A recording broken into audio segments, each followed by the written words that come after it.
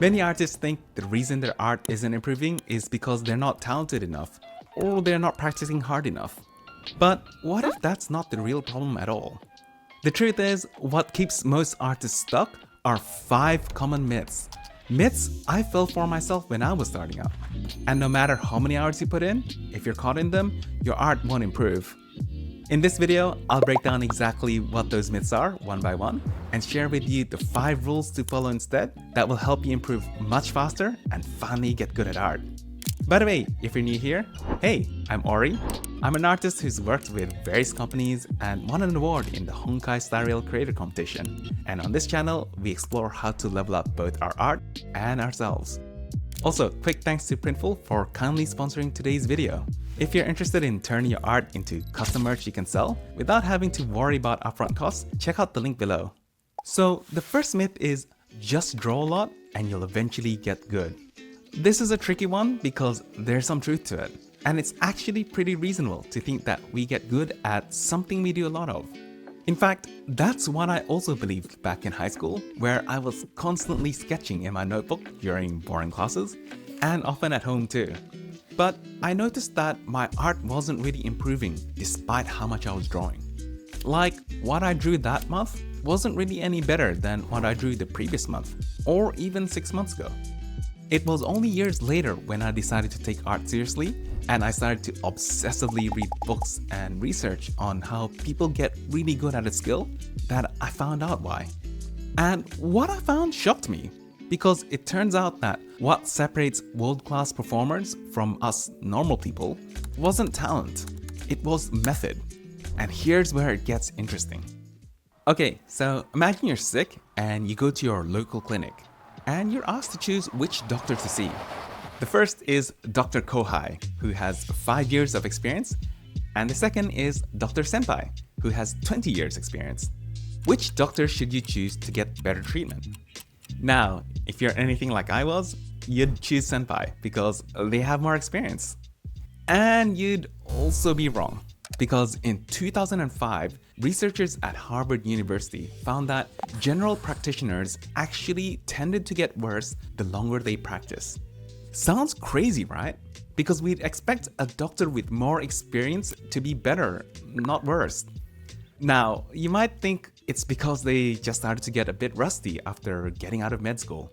But a different study found that doctors who worked as surgeons got better with experience, as you would expect. So what was going on? Here's what they discovered. As GPs, the doctors would make diagnoses and prescribe medicine, but often never knew if it truly worked because the results would show up only months later or sometimes never.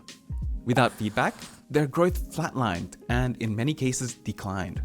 Surgeons, on the other hand, kept improving because every surgery gave them instant feedback. If something went wrong, they knew immediately and could adjust. That loop of action and feedback is what made them level up.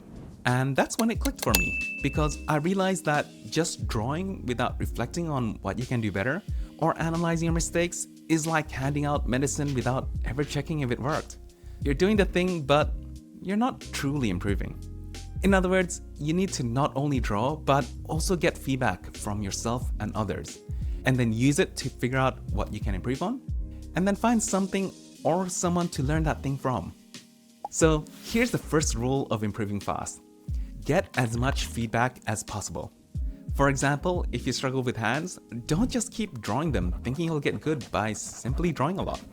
Draw one, analyze what you could improve, or what might be going wrong.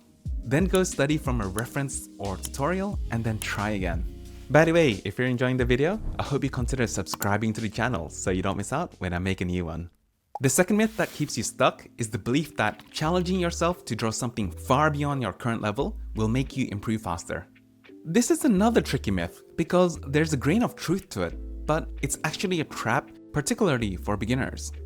Back in my early days of learning art, I would always come up with these fantastical compositions in my head and have this grand vision for the paintings I wanted to create. There was probably the perfectionist inside of me at play too, making me think that everything I drew had to be a masterpiece. But every time I started to work on it, I would feel overwhelmed and get stuck. Because here's the problem, it was way beyond my level at the time. Perspective, anatomy, rendering, I kept running to wall after wall, and eventually, I would just give up. This resulted in me having so many abandoned drawings back then. What made it even more painful was that even when I did manage to finish the piece, the result almost never matched the vision I had in my head. Instead of feeling proud, I felt crushed, like I would never reach the level of the artist I looked up to. This is why aiming to always draw complex, difficult pieces way beyond our current level tends to backfire rather than improve us. Because with challenging, intricate scenes, you're often not practicing just one thing. You're juggling multiple skills like perspective, anatomy, composition, and lighting all at once. Your brain gets overloaded, and instead of leveling up, you hit a wall and get stuck. It's like trying to fight the final boss in a game when you're vastly underleveled. But we do need to challenge ourselves to improve, because if all we're doing is drawing the same things we know we can already do, then we're not improving either. That made me wonder, what is the right amount of challenge we should go for if we wanted to improve the fastest? Turns out science already had the answer, and there's actually a sweet spot for learning. It's called the 85% rule. Researchers have found that growth happens the fastest when you succeed about 85% of the time and fail about 15%. Because if you succeed all the time, it's too easy. You're not improving. If you fail most of the time, it's too hard. There's too many issues for you to handle. You lose motivation and burn out. But right around at 85% success, you're winning most of the time, but still challenging yourself enough to learn, and that's when your brain is in the perfect zone to grow. Once I understood this, I stopped trying to blindly draw complex masterpieces every time I drew, and instead started picking the right amount of challenge for the level I was at, so that I could level up quickly and eventually be able to do them. I challenged myself to draw things just one level above what I could comfortably do. Perhaps it was a new pose, a slightly more complex background, or a lighting setup I hadn't tried before. Each challenge stretched me just a little, and they were tough, but not overwhelming. And that's when I started improving consistently. So here's the second rule of improving fast. Do challenges that you can win 85% of the time. Because the fastest way to improve isn't tackling the most complex masterpieces you can imagine. It's going for achievable challenges that stretch you by one step, stacking up those small wins, and allowing yourself to grow consistently without burning out. The third myth that holds you back from improving is the belief that I should copy what the pros are doing if I want to get good. So early on in my art journey, I'd watched time lapses of pros and streams of artists I admired, and it looked like they were drawing so frictionlessly.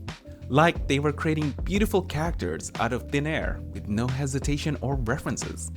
That made me think that because great artists seemingly just draw from imagination, that I should do the same. So I shied away from using references and just relied on my own imagination. And even when I did get stuck and had to find reference, I wasn't actively using them. I'd basically just glance at them and then go back to winging the rest without breaking them down or analyzing them. And of course, my art remained stuck.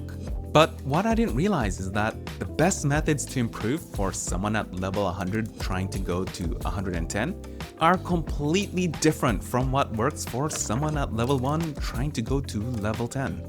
This is known as the expertise reversal effect, where strategies that help experts can actually backfire for beginners, with the reverse also being true. For pros, drawing from imagination can work because they've already built up a massive internal visual library from years and years of practice. And sketching primarily from imagination can be an effective method for continuing to improve at their level. But if you're earlier in the art journey, you haven't really built up that library yet. So there's not much for your imagination to draw from, and drawing without references just leads to more errors and a worse result. So using lots of references to help you out is normal and an effective way to improve. And more importantly, it's also what the pros did when they were at that level. And actually, no matter how good of an artist you get, if you're drawing something you're unfamiliar with, you're still going to want reference to help fill in the gaps in your knowledge. The best artists I know all use references to help them draw better, especially if it's something they haven't drawn before. For me, once I realized this and focused on doing the things that matched my current level at the time, like actively using lots of references, my art started to look so much better. And over time, I began to build up my visual library and became more free as to what I could draw from imagination. So here's the third rule of improving fast. Don't do what the pros are doing now.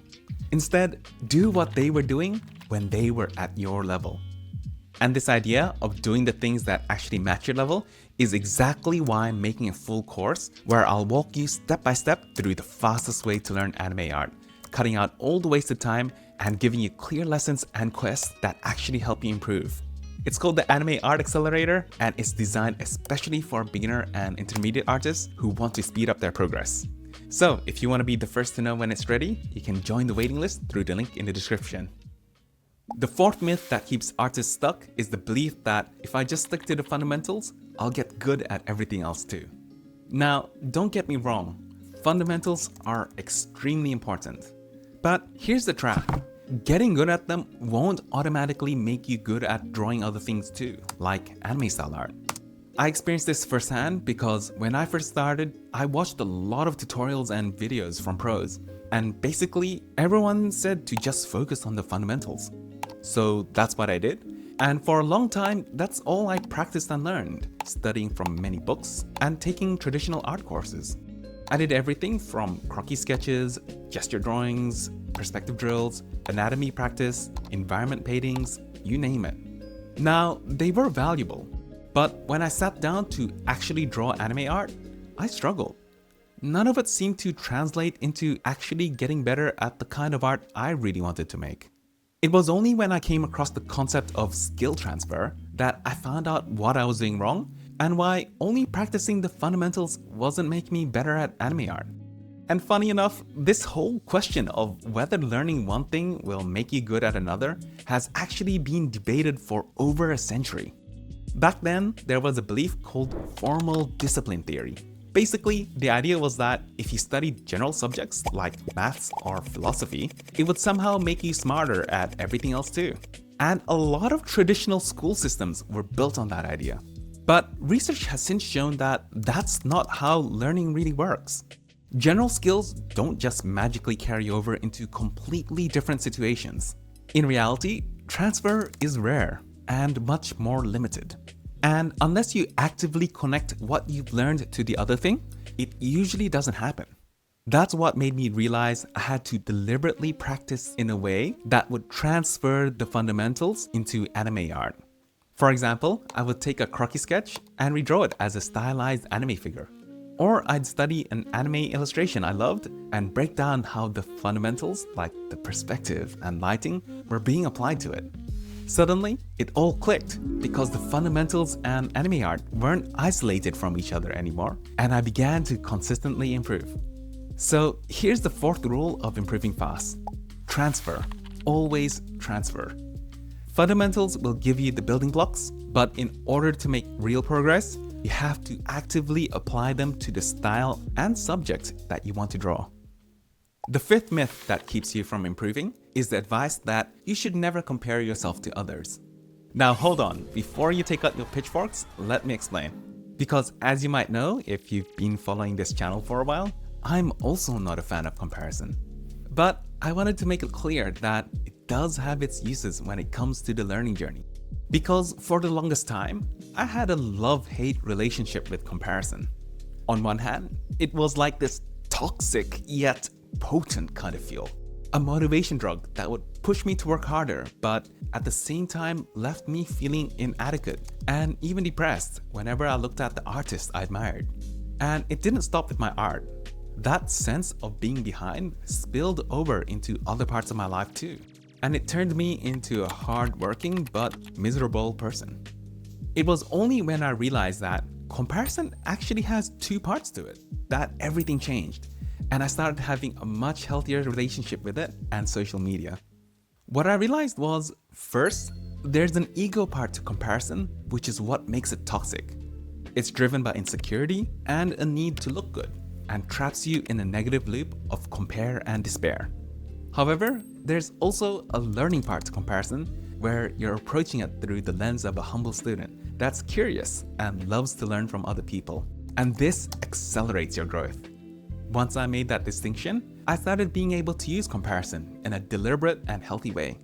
Instead of scrolling mindlessly and feeling crushed, I became a curious student of art and of the social media platforms.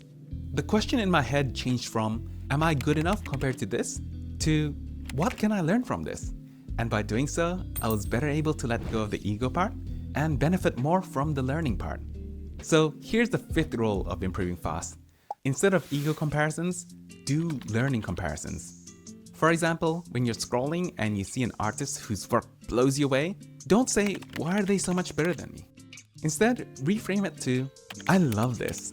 I wonder what is it about the piece that really resonates with me that I can use in my own art? And look at it from the lens of a curious student. Maybe it's the way they crop the canvas, how they handle lighting, or draw their hands. In doing so, you suddenly turn comparison from self-judgment into a free study session, and seeing other amazing artworks become a source of insight and inspiration, not a scoreboard of where you rank. Now, one more myth that a lot of artists believe is that you have to wait until you're amazing and famous, or until some company approaches you before you can put your art out into the world and monetize it. But just like the other myths we've talked about, that's not true. These days, there are no more gatekeepers. You don't need permission, and you don't need to wait until you feel good enough. That's why I'd like to thank Printful for kindly sponsoring today's video. They let you turn your art into high quality merchandise that you can sell, and it's such a cool way to see your art come alive in the world. The way it works is simple. The product only gets made after someone orders it, which means there are no upfront costs, and Printful handles all the printing, packing, storage, and shipping for you. Creating your merch is easy. Just head over to their website, pick the type of product you want to make, whether it's prints, posters, clothing, accessories, mugs, or phone cases. Then upload your artwork and customize the design until you're happy with it. After that, you can connect Printful to your online shop, and if you don't have one, you can easily set one up for free on a site like Storenvy. If you already do, they integrate with all the major platforms like Etsy, Shopify, TikTok Shop, and more. Once that's set up, your merch is live, and Printful takes care of the rest. Whenever someone places an order, they'll print it, pack it, and ship it straight to the customer, leaving you free to just focus on your art. They are also known for their high product quality. For example, here's a custom mug I made with Ira on one side and my logo on the other, which just looks awesome. And some of the world's biggest brands like Coca-Cola, Spotify, and MTV also use Printful, which means as an independent artist, you get that same level of quality and service without having to spend anything upfront. You can also sell internationally without extra fees because they've got fulfillment centers all over the world. And if you want to go the extra mile, you can add personal touches like insert cards or custom messages to make your brand stand out. So if that sounds interesting, you can check out Printful through the link in the description. Okay, we've just gone through the myths that secretly keep artists stuck and the rules you should follow instead if you want to improve faster. But here's the thing, even if you know all the right rules, art can still feel hard.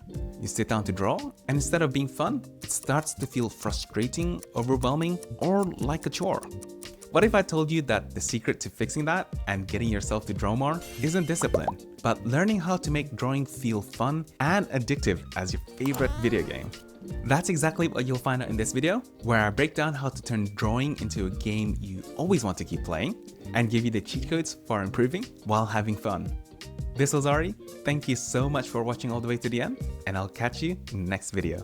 Bye!